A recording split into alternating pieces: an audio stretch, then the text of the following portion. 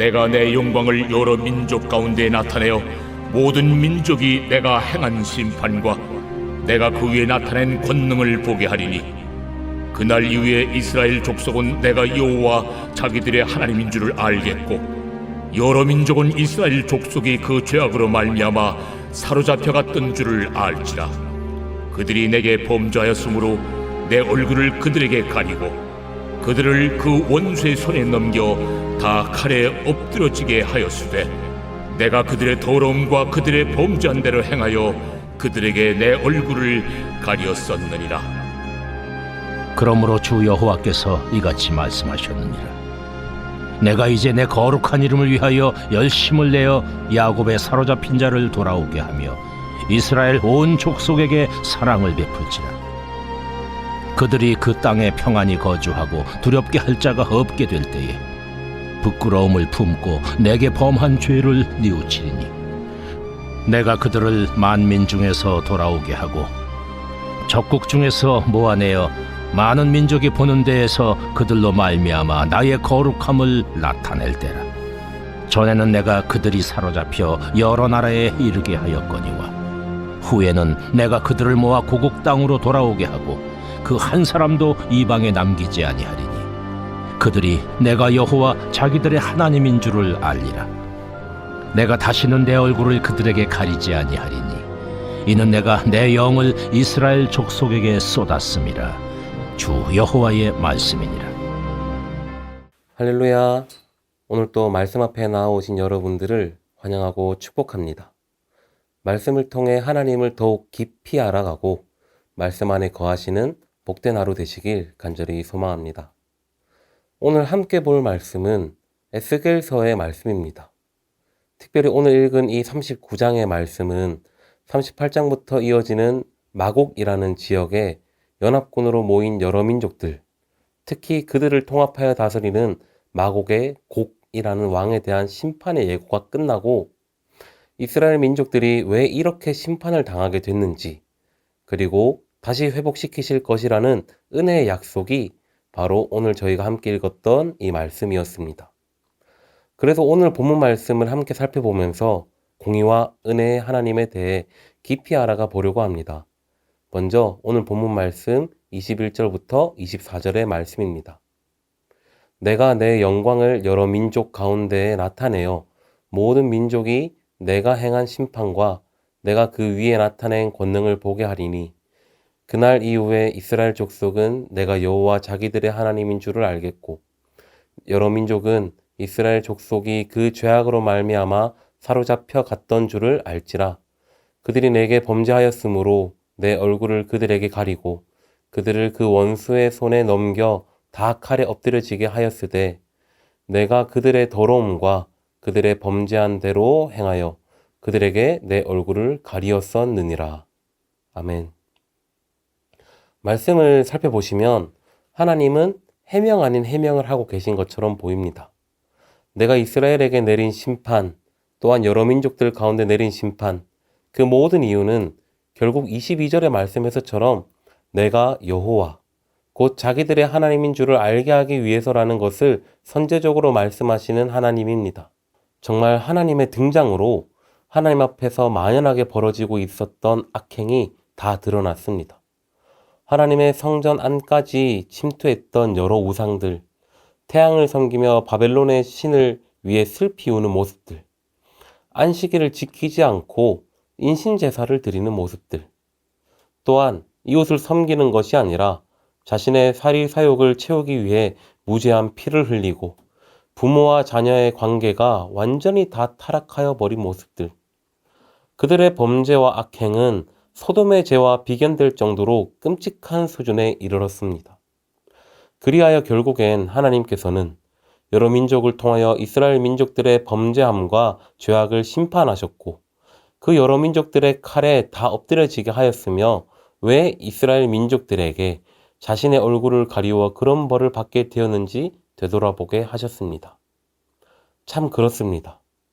하나님께서 일하시는 방법은 마치 우리가 잘 아는 한석봉 이야기와 비슷합니다.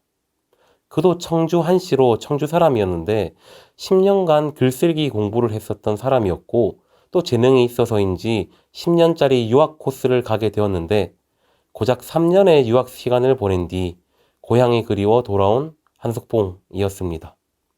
하지만 단호했던 그의 어머니는 그를 보자마자 바로 호롱불을 끄고는 아주 유명한 말을 하잖아요.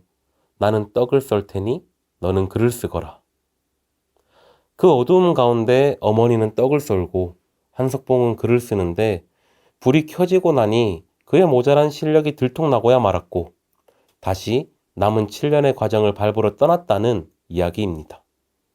그 어두움 가운데 글을 쓰던 한석봉의 모습, 어쩌면 이 이스라엘 민족 그리고 우리의 모습과도 사뭇 닮아 있습니다. 10년 그리고 더하여 3년 동안 배운 글쓰기 실력을 가지고 이 정도면 괜찮잖아. 나 꽤 잘하고 있잖아 하는 모습들.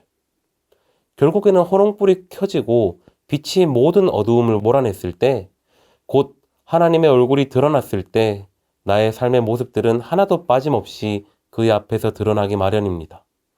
그 교만한 앞에서 드러나는 모습들은 보통 좋은 것들이 드러나진 않습니다. 우리는 언제나 서면 앉고 싶고 앉으면 눕고 싶어지는 관성이 있기 때문에 효율적인 것을 좋아하고 편하게 지내려고 하는 습성이 있습니다. 그런데 보통 그 습성은 우리의 근본이 죄인이기에 점점 하나님과 멀어지는 경우가 참 많이 있습니다. 이웃을 사랑하라 하였지만 나의 편의를 위해 그들을 이용하려 하는 모습들, 마땅히 나에게 부와 또 여유를 허락하신 하나님께 찬양을 하여야 했지만 그걸로 나의 만족과 유익 그리고 쾌락을 위해 쏟아붓는 모습들, 마치 호롱불이 꺼진 어두움이 영원할 줄 아는 듯 우리는 점점 빛이신 하나님과 멀어지는 길을 선택하며 살아갑니다. 하지만 하나님께서는 마침내 오셔서 이스라엘 민족의 죄를 드러내십니다. 그리고 정당한 값을 받으시고 그들의 죄를 뉘우치시게 하시는 하나님입니다. 그렇기에 말씀을 읽고 또 묵상하는 우리도 이 말씀을 가까이 하며 언제나 하나님 앞에서 말씀 앞에서 정직하게 살기 위해 자신을 점검해야 합니다. 나는 지금 한석봉과 같이 어두움 안에서 안주하며 이 정도면 괜찮겠지 하며 삐뚤빼뚤 글씨를 쓰고 있지는 않은지, 이스라엘 민족들과 같이 하나님과 이미 멀어져 하나님의 임재를 콧배기도 찾아볼 수 없지만 지금 누리고 있는 나의 안위와 평안에 취해 점점 하나님과 멀어지고 있지는 않은지 돌이켜보게 되는 저와 여러분들 되길 간절히 소망합니다. 이어서 함께 볼 말씀은 오늘 본문 말씀 25절에서 29절의 말씀입니다. 그러므로 주 여호와께서 이같이 말씀하셨느니라. 내가 이제 내 거룩한 이름을 위하여 열심을 내어 야곱의 사로잡힌 자를 돌아오게 하며 이스라엘 온 족속에게 사랑을 베풀지라. 그들이 그 땅에 평안히 거주하고 두렵게 할 자가 없게 될 때에 부끄러움을 품고 내게 범한 죄를 뉘우치리니 내가 그들을 만민 중에서 돌아오게 하고 적국 중에서 모아내어 많은 민족이 보는 데에서 그들로 말미암아 나의 거룩함을 나타낼 때라. 전에는 내가 그들이 사로잡혀 여러 나라에 이르게 하였거니와 후에는 내가 그들을 모아 고국 땅으로 돌아오게 하고 그 한 사람도 이방에 남기지 아니하리니 그들이 내가 여호와 자기들의 하나님인 줄을 알리라. 내가 다시는 내 얼굴을 그들에게 가리지 아니하리니 이는 내가 내 영을 이스라엘 족속에게 쏟았음이라. 주 여호와의 말씀이니라. 아멘. 하나님께서는 이전 저희가 함께 봤었던 말씀과는 상반된 모습을 보여주십니다. 이제 하나님께서 말씀하시기를 자신의 거룩한 이름을 위해 열심을 다하여 야곱, 곧 이스라엘에게 사랑을 베풀겠다는 말씀입니다. 죄를 분명하게 밝히신 하나님께서는 곧바로 민족의 구원과 회복을 선포하십니다. 이 장면을 우리가 함께 묵상해 보았을 때 저희는 하나님께서 자신의 공의를 통해 또 정의를 통해 그리고 심판을 통해 진정으로 원하시는 것이 무엇인지 깊이 알 수 있습니다. 그것은 그저 상처를 주기 위해 벌을 주시는 것이 아니었습니다. 혹은 죄의 정도가 어떤 정해진 선을 넘었거나 혹은 도를 지나쳤기 때문도 아니었습니다. 앞서 읽었던 22절의 말씀과 같이 하나님을 알게 하기 위해서, 27절의 말씀과 같이 자신의 거룩함을 나타내기 위해서인 것을 알 수 있습니다.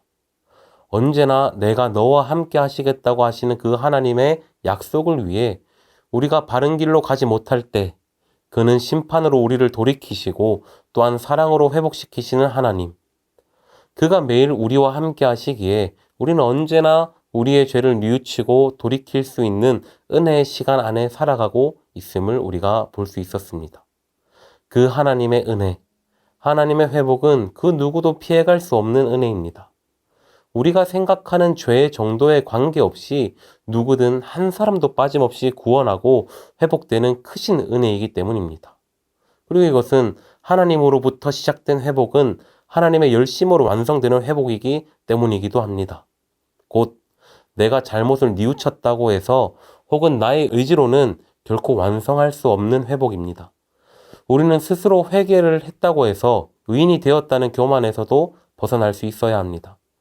그저 하나님과 함께 머무르며 나의 약함을 인정하며 내 속에다가 완전히 쏟아버리신 그 하나님의 영을 묵상하고 내가 그 영을 받았음을 깨닫고 알게 되었을 때, 그리고 그로 충만한 삶을 살아가겠다고 다짐했을 때 우리는 비로소 진정한 회복을 누릴 수 있게 됩니다.